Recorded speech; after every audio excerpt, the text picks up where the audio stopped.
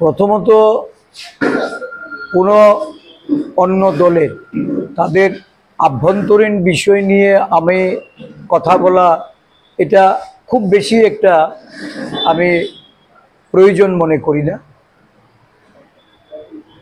আমরা কালকে যে আমাদের কাছে যে খবরটা আসে তিপ্রামথা দলের তাদের নেতৃত্ব একজন বিধায়ক সহ তারা শাসক দলের উপর থেকে সমর্থন প্রত্যাহার করার বিষয়টাকে জনগণের সম্মুখে তারা তুলে ধরেছেন শর্ত সাপেক্ষে। এটা বুঝতে অসুবিধা হয় না যে তাদের বক্তব্যের মধ্যে এটা পরিষ্কার ছিল যে আসলে এটা বার্গেইন করার জন্য বা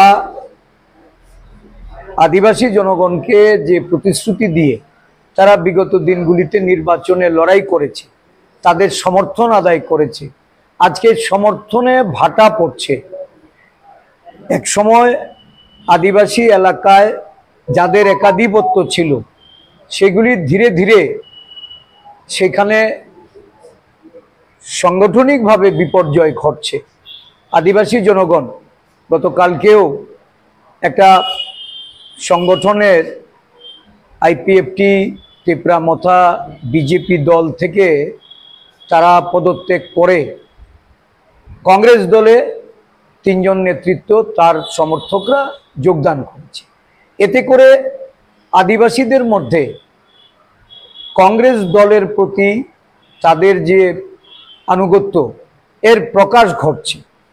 আমি বুঝতে পারিনি যে একজন দলের সুপ্রিমোর তার কথার বা তার সঙ্গে আলোচনা ব্যতিরেকে কিভাবে তাদের সংগঠনের একটা অংশ এই ধরনের উক্তি করে যে তারা সমর্থন প্রত্যাহার করতে যাচ্ছে। তো দলীয় শৃঙ্খলা, দলীয় অনুশাসন একটা রাজনৈতিক দল বা দীর্ঘমেয়াদী রাজনৈতিক দলের এটা থাকতে পারে।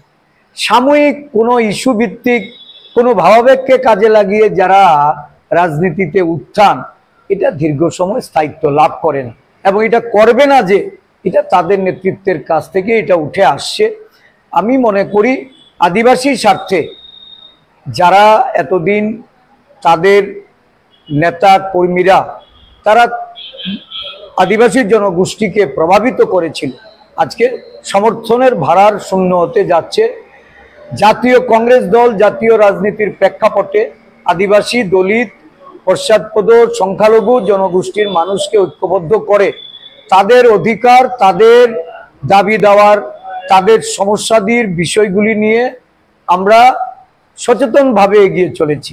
প্রতিদিন আমাদের পাহাড়, গ্রাম, শহর সর্বত্র আমাদের নেতা কর্মীরা বাড়ি বাড়ি যাচ্ছে, দেশের রাজ্যের বর্তমান পরিস্থিতি তুলে ধরে মানুষের সমর্থন সহযোগিতা কামনা করছে। আমরা মনে করি যে আদিবাসী অঞ্চলেও তার একটা প্রভাব পড়ছে। এগুলি নাটক, এগুলি নিয়ে জনগণ আর এখন চিন্তা ভাবনা করে না। আদিবাসীরাও বুঝতে তারা শিখে গেছে। তারা এখন জাতীয় রাজনীতির প্রেক্ষাপটে জাতীয় কংগ্রেসকে শক্তিশালী করার জন্য এগিয়ে আসছে। কোথাও কি মনে হচ্ছে আপনার সামনে এডিসি নির্বাচন, এখানে এটা একটা তারা নতুন গেম প্ল্যান বানাচ্ছে? দেখুন, আমি তো একবারই বলেছি যে স্থায়ী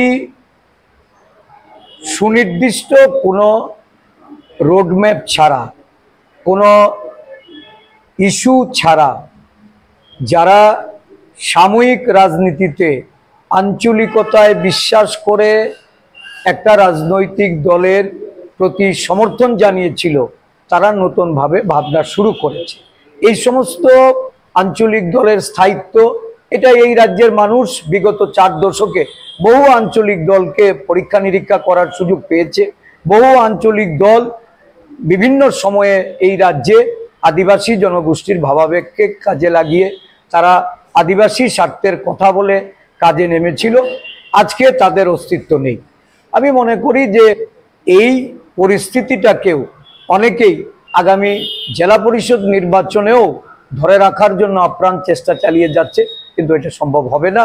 এটা অচিরেই আদিবাসী জনগোষ্ঠীর মানুষ আজকে জাতীয় দলের প্রতি তাদের যে এখন নতুনভাবে তারা যে ভাবনা শুরু করেছেন, তাদের সমর্থন যেভাবে কংগ্রেস দল সারা রাজ্য জুড়ে বা সারা দেশ জুড়ে আজকে আদিবাসী জনগোষ্ঠী কংগ্রেসের পতাকা তলে এসে সামিল হচ্ছেন, আমাদের রাজ্যেও তার ব্যতিক্রম হবে না।